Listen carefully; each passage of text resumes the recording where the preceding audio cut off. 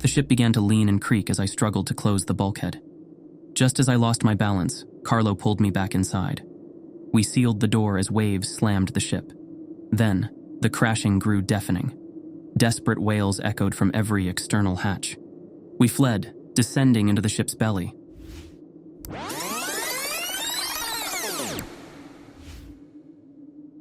Mornin' sunshine. A gruff voice muttered directly into my ear, followed by a sharp nudge on my shoulder. I turned over and rubbed my eyes, having just awoken from a fairly deep slumber. In particular, one of the deepest slumbers I'd managed in weeks. I checked my watch and promptly released a quiet string of obscenities. Forgot to set my alarm? I questioned in abject defeat. The man standing over me was my bunkmate, a salty old fool by the name of Hudson. His long gray beard and worn face were indicative of his countless years at sea, and he was fittingly built like a barrel of whiskey as well. "Aye," he replied, taking a moment to steady his feet. I nearly fell off the edge of the bed, and likewise noticed that half my belongings were now strewn across the room. "Lucky for you, weather's too rough to work on deck. Got the evening off," he added with a chuckle. "Few of the gents are having a card tourney in the mess hall. We'll save you a spot," he added before leaving the room. I slowly stood up and retrieved a shirt from the floor, putting it on while grabbing my phone, which had by then slid fully under my bed. I exited the room, balancing my footing as the ship heavily tilted once more. Several other crew were chatting in the hall, who promptly greeted me as I made my way by. The ship again tilted to one side, that time producing an audible creak that echoed through the halls. Despite the proven seaworthiness of the cargo vessel, along with its immense size, storms still put me on edge to a noticeable degree.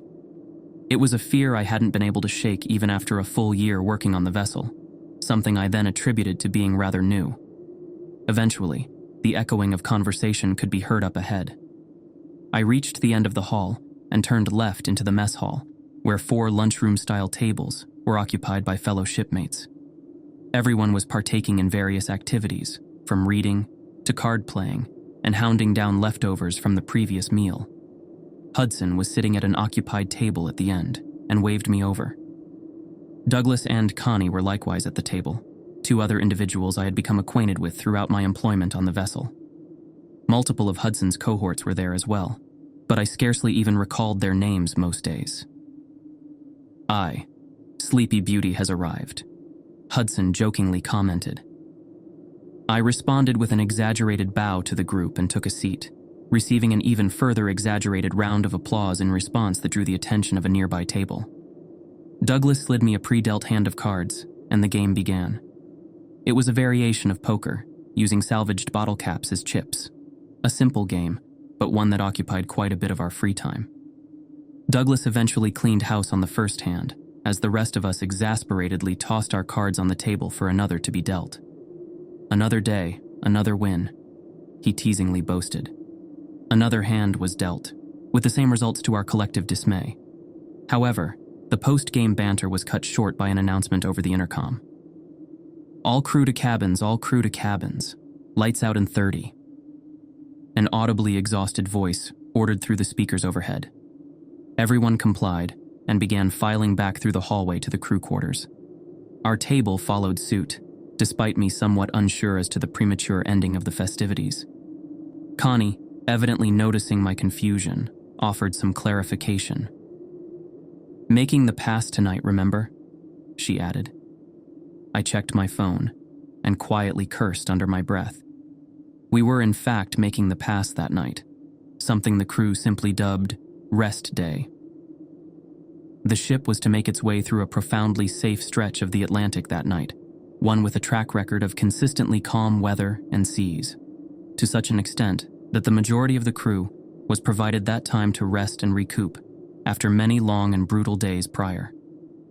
The captain, in fact, made it mandatory to partake in this rest day, and even went to the extent of distributing sleeping medication at the ship infirmary. The reasoning behind it was to ensure everyone was sufficiently recharged for the second half of the trip. Nobody objected, of course, as the captain was well respected, and the crew certainly wasn't going to pass up a guaranteed 10 hours of slumber in what was otherwise a rather sleepless environment. However, the medication was distributed earlier in the day, something I had unfortunately missed after catching up on my rest the entire day prior. "Think the infirmary's still open?" I asked Hudson, already knowing the answer. "Nay, rest day for M2, he replied. We reached our cabin and entered it. Hudson closed the door and collapsed onto his bunk at the opposite side of the room. He reached into his pocket and removed a small bag of pills, likewise retrieving a bottle of sufficiently aged apple juice as it rolled across the floor at his bedside. He dropped the medication into the juice and chugged the whole bottle in a single massive swig. I visibly winced in disgust, having seen that bottle rolling across the floor for likely a week prior, but otherwise didn't comment on it. "See you on the other side, lad," Hudson remarked with a humorous salute. He got comfortable and retrieved a book from underneath the covers, removing a bookmark and picking up where he had evidently left off. I simply retrieved my phone and laid back, starting up a game of chess against the computer, with sleep being well out of the picture. After a couple games, snoring erupted from the opposite side of the room. I glanced over, being greeted by the slightly less than graceful sight of Hudson deep in slumber, having fallen asleep still holding his book. I simply returned my device to the confines of my pocket and released a deep sigh, fully recognizing that I wouldn't be doing the same anytime soon. If anything, I'd somehow begun feeling more awake since lying down, likely the result of me fully waking up from my extended nap earlier in the day. With all other options exhausted, and me wanting to do something other than stare at my device for another 9 hours, I elected to go for a smoke break. I wasn't much of a smoker, but had a single pack for the sole reason of killing boredom when all else failed. As evidence of this, it had lasted roughly a month and was still over half full. I retrieved the carton, along with a lighter from my locker, before quietly exiting the cabin and making my way towards the topside deck.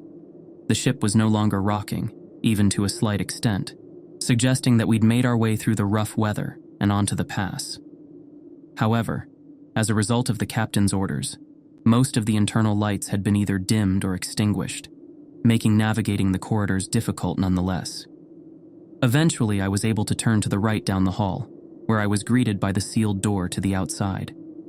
With some effort, I opened the large bulkhead and exited onto the external walkway, a semi-covered area that provided a clear view down the side of the ship, along with the sea extending on the horizon. The fresh smell of rain was ever present, and most exterior surfaces were likewise still soaking wet. I leaned on the railing, retrieved a cigarette from the carton, and lit it as I deeply inhaled. Upon looking upwards, I was greeted by a rather unique sight. The sky was filled with the sizable and puffy clouds typically known to bring heavy storms, but they had a noticeably green-yellow tint. Not subtly by any means either, as it reflected off the water in a manner that turned the otherwise clear blue sea into something nearly akin to that of a lake on land.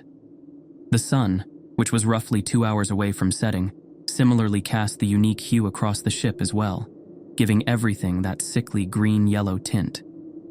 While this was relatively common on land, as it generally occurred before the arrival of a heavy storm, it generally wasn't spotted that far out at sea.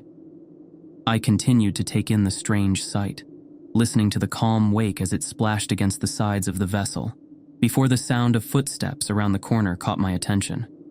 Soon, a rather scrawny individual by the name of Carlo rounded the corner, a cigarette likewise in his hand. He was one of the cooks on board, and was a notably reserved individual. He wasn't rude by any measure, but always seemed visibly beat down from the job, so I typically limited our interactions to simple greetings. He glanced at me and nodded, with me doing the same. However, he subsequently looked in my direction once more, before offering a somewhat less than polite greeting. "The fuck are you doing up?" he questioned in an audibly concerned tone. Somewhat off-put by this, I took a moment to gather my words before responding. "Was crashed all day and missed the memo. Couldn't sleep, so here I am," I responded, gesturing to the still-lit cigarette in my hand. He cursed under his breath before waving me over. "Follow me," he ordered in an audibly exasperated tone, walking back the way he came. I waited a moment, then eventually followed him around the corner and back into the ship. His pace was notably quick, and for a moment I nearly struggled to keep up with him as he turned up a flight of stairs. "So what exactly am I missing here?" I implored, struggling to keep pace. He shook his head and continued up the stairs. "Cap will explain far better than I can," he blandly replied. After making our way up another set of stairs, we reached a carpeted common area with multiple doors on either side of the wall, along with one at the center of the room straight ahead. Carlo opened it and motioned for me to follow as he stepped through. I followed and immediately noticed that it was the bridge of the ship, something a deckhand such as myself generally had no reason to venture into. The captain, a surly individual with a face covered in stubble and noticeable bags under his eyes, sat in a chair towards the front of the room, fixated out the window. The color projected from the clouds likewise made its way through the many windows of the bridge, giving everything in the dimly lit room a comparably sickly hue as that outside. He turned, seeming visibly surprised at my presence, before shaking his head and looking downwards for a moment. Without any introduction or explanation, he looked at me once more before making a vague yet immensely concerning statement. "Well, son, you're about to see some rightly unexplainable shit," he remarked. He checked one of the nearby navigational screens before returning his attention to me. "Got roughly another few miles before we're fully in the pass. Suppose you deserve something of an explanation for then," he added, motioning to a nearby chair. I took a seat and awaited his next sentence with bated breath. "This here is something many generations of sailors have come to know as morning pass.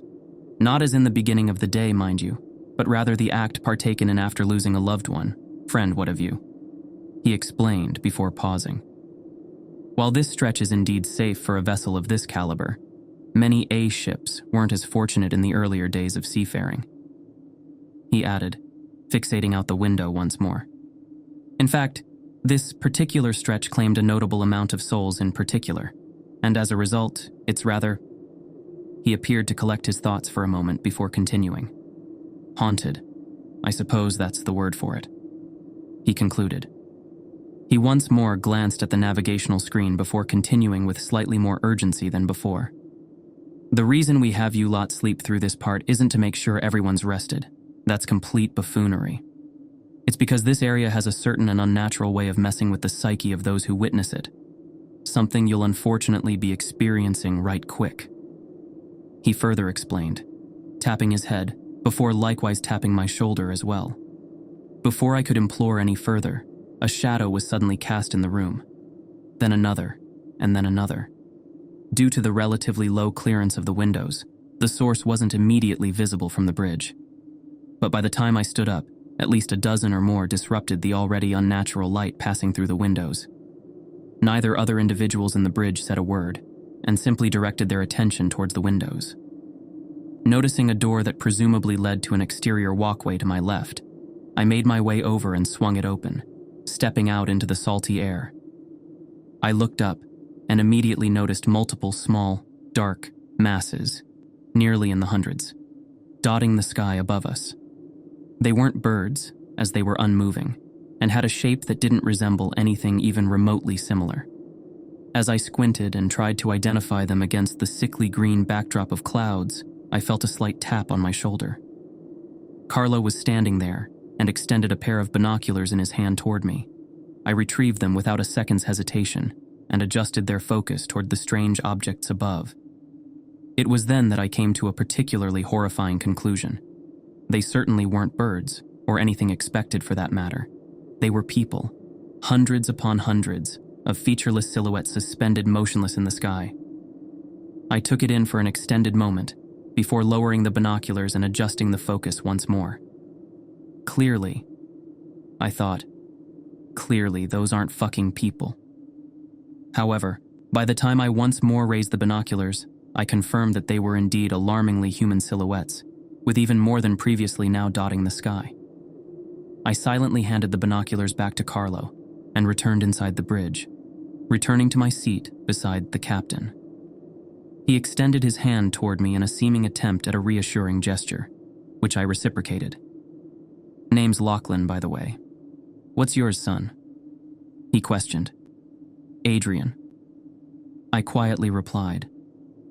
He nodded in return before pointing to the cigarette I'd entirely forgotten that was still in my grip. "Well, Adrian, care for a smoke?" he politely asked. I obliged and handed him one from the carton in my pocket. The three of us stood and made our way to the door, with me hesitating at the threshold for a brief moment. Lachlan, already being outside, gestured upwards before commenting. "They're a bit spooky is all. They'll stay up there for now, no worries," he affirmed with a slight chuckle. I ultimately joined them, and we passed around the lighter, igniting our smokes as we stared at the unearthly scene above us. Lachlan, having finished his quite quickly, dropped it at his feet and stepped on it with the small filter making an audible sizzle as it hit the rain-soaked deck. With lack of any further questions, Lachlan continued his explanation. "Those that traverse the area suggest that those are the many souls whose lives were extinguished along this very stretch, lost, simply searching for a rescue, some respite, that will unfortunately never come." He continued, "I presume that on the scarce chance the living pass through this area, that's what they expect us to be." He finally concluded. I didn't say a single word and finished my cigarette in complete silence. Briefly thereafter, however, that silence was broken. At first with a slight, nearly inaudible hum. It gradually increased in volume until within 5 minutes, the noise had ascended to a chorus that filled the air. For lack of a more fitting description, it resembled a choir holding a singular note, unbreaking and perfectly. It possessed a nearly flawless and unwavering pitch, but a discerning ear could very faintly draw individuality from the evident mass of voices. What discerned it from a choir, however, was the completely unnatural nature of it. There wasn't anything that could even be remotely producing that sound, whether natural or not, in the middle of the ocean. Furthermore, not even the most well-trained human vocalist could hope to produce a noise that rang with such an indescribable sorrow and hollow beauty.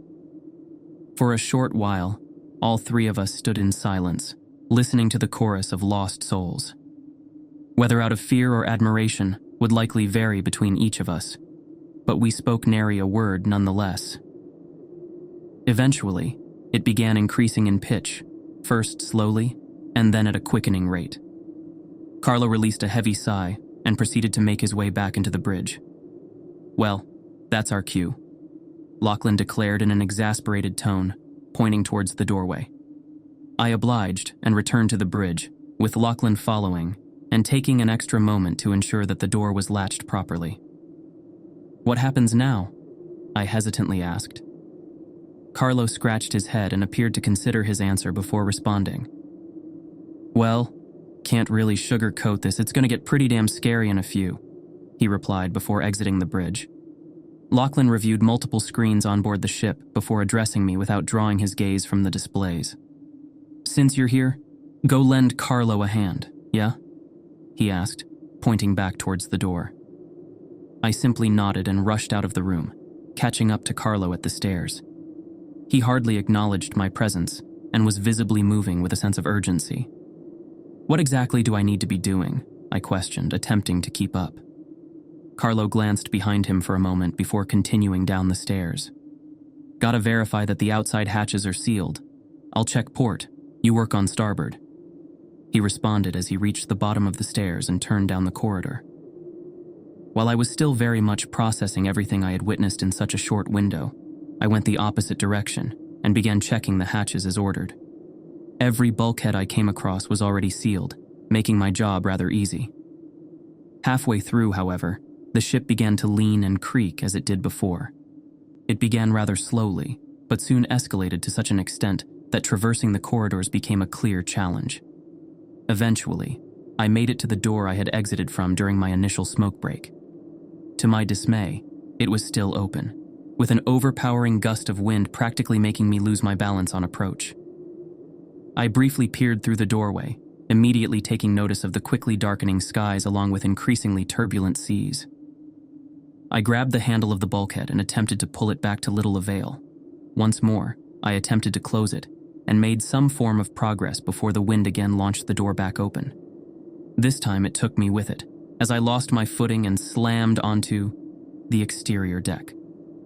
The sea had continued to worsen, and to make matters worse, a heavy downpour had begun as well. I cautiously returned to my feet, immediately noticing Carlo at the doorway, steadying himself on the frame as he offered a hand. I took it, and he pulled me back inside as we collectively managed to pull the door shut and seal it with some effort. Without missing a beat, he slapped my shoulder and nodded down the corridor as he took off. "This way, head to the control room," he called behind him. I followed, with the turbulence of the waves now slamming me against the walls of the corridor. Still, I kept pace as we made our way through the dimly lit halls of the vessel. We eventually turned a corner, with a stairwell being immediately visible on our right. Carlo made his way down, and I was about to follow before I paused. Someone was screaming. Not inside the ship, but rather outside, considering its dull and muted nature. It was seemingly originating from a nearby bulkhead, which I barely made my way to without wiping out multiple times. I placed my ear on the cold steel of the door, and could very clearly make out faint banging on the outside, followed by panicked wailing. Even considering the many unexplainable things I had witnessed, I hesitantly gripped the lever of the door, believing that somehow, someway, a crewmate had gone unaccounted for and was locked outside. Right as I was preparing to open it, however, Carlo appeared behind me and abruptly grabbed me, pulling me back towards the stairwell. As I was about to object, the banging on the outside of the door grew in volume to a deafening series of crashes that echoed through the corridor. The wailing surged as well, becoming profoundly audible through the thick steel bulkhead. At that point, it no longer sounded human, or rather living, having an unnatural and shrill echo that separated it from something to be expected from a human. Similarly, it began being heard from other parts of the ship. More specifically, every external door or hatch on the ship began producing a similar series of noises. They merged into one, producing a deafening symphony of desperation and crashing. I attempted to cover my ears as we descended into the belly of the ship, with the sounds above eventually fading to a tolerable extent.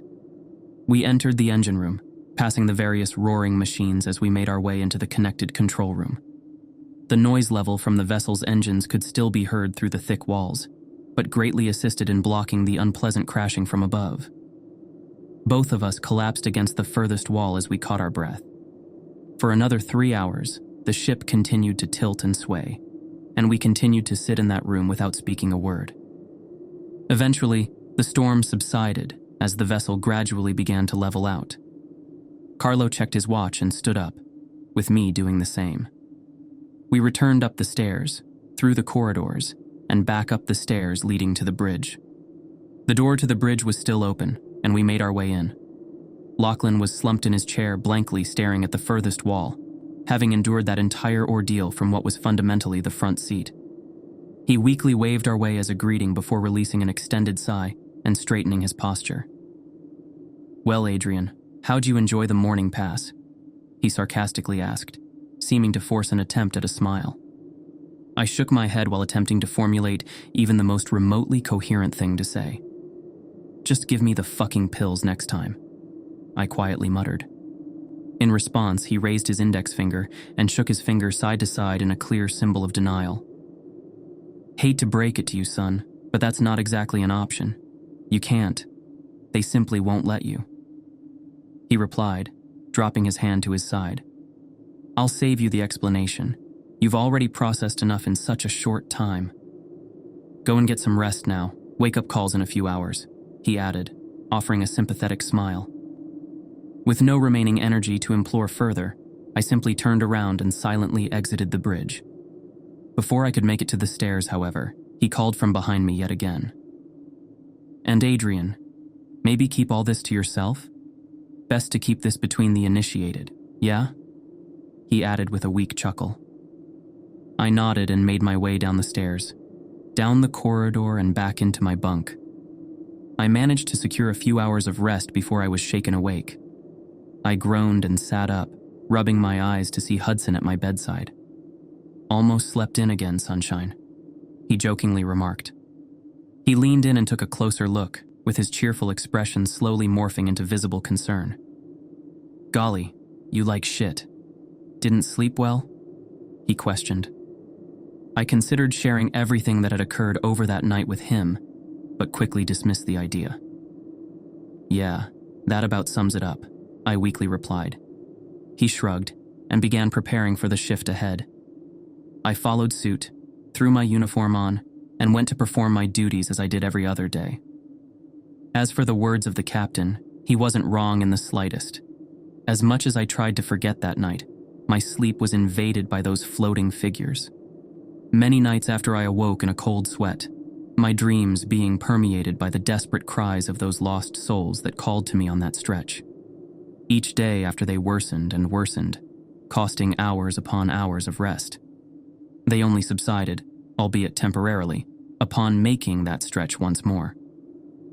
The morning pass was traversed roughly once or more each month on that vessel, and from that point forward I was awake every single time. 5 years later, I have endured the morning pass exactly 72 times. It never gets easier, but the months with multiple passes through the area were generally the most bearable. Whether this is a cautionary tale or a coping mechanism, I'm personally not quite sure. Regardless, I'll be ending this here for now. In roughly an hour, I'll be making Pass 73, with plenty more to come. If you enjoyed this story, make sure to hit the like button and subscribe to the channel. Together, we can take this channel to the next level. And don't forget to check out this video.